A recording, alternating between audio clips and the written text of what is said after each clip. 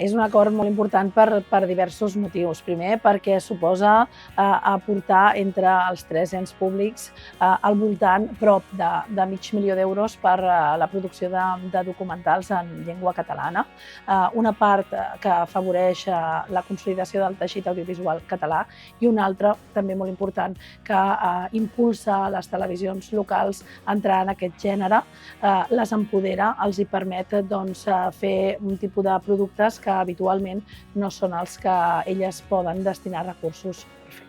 La xarxa té en el seu ADN teixir sinergies, sumar entre diferents operadors, televisions, ràdios locals. Per això ara estem molt contents de que les televisions locals hagin estat les impulsores d'ampliar aquesta xarxa, de fer-la més tupida, en aquest cas amb els convenis amb Ràdio Televisió Espanyola i amb 3Cat, per poder fer possible aquesta importantíssima crida de documentals en llengua catalana.